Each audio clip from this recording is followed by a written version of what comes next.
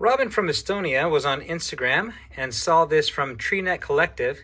He wanted to know how he tied a specific knot within this video, and this is the screenshot, so we need to figure out what makes this knot. Now, just looking at this real quick, I recognize this as a scaffold knot, and I think this is the back side. But right here in the middle, I'm not quite sure what this is, but we're going to figure it out. I'm going to use different colors of 5/16 Paramax. This is like big giant paracord. And I fused it back here so that you guys can get a better view of what's going on. I know if I take my cord and I go around the back, I've already made up part of the knot. See, we have this part going around and it tucks underneath. Same thing, this part goes around and we can see it tuck underneath. But we have this extra wrap going around the rope, so let's add that in. So now instead of going around once and going through, I'm going to go around twice. And then I'll go through to make my overhand knot. Pull that tight. Okay, we got this first knot down, but the only problem is we only have one strand coming out of each side, and over here we have two strands. But I suspect that these two knots are the same. So what we're going to do is tie our scaffold knot, that is that double overhand knot. We're just not going to tighten it down so we have a window going down. Then we're going to take our blue Paramax, thread it through, and we're going to do the same thing. But when we tie our scaffold knot, we're going to include the red Paramax along with it. Once and twice. Okay, that's looking right on. Well, we are missing the knot in the middle. Let's figure that out. Here we have what looks like a loop going through, and I suspect that it goes through and then back out the other side.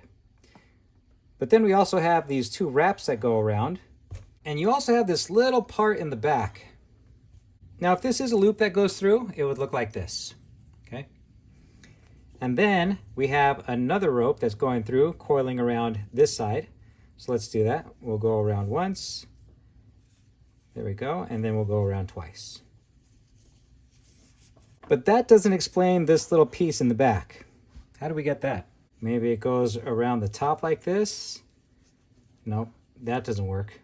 That doesn't look right because it looks like this loop is being fed through these turns. So let's look at a very common knot, a sheep end.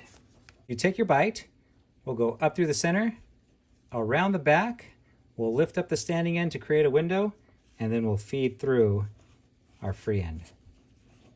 There's our loop right there in the back. There's a loop in the back. We have our two strands coming out right here, and then we need to figure out these two turns. And if you remember what we did with our scaffold knot, all we did was go around twice. So we're going to do that same thing.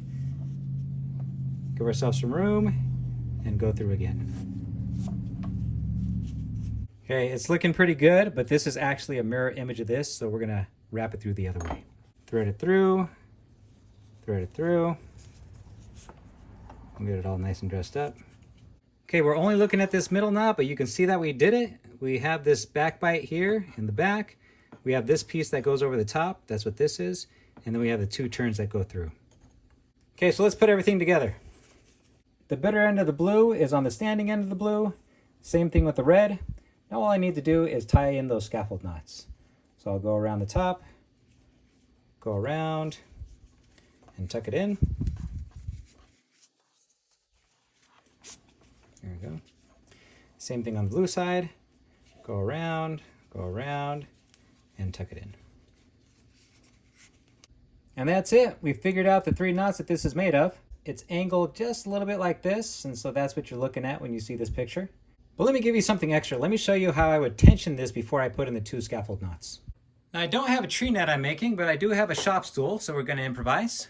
And what you need to do is interfere with this loop gripping into the double turn. And so what I'll do is take another piece of rope and I'll slip it through. And then I'll pull on this handle and also pull on my tension and pull, and it should slip into place. This would be a lot easier if you had another helper pulling on this side and feeding you the slack as you pull. You could also use a marlin spike and poke on through. The nice thing about this is it rolls with the cord as you pull it. So here we go, I'm going to pull.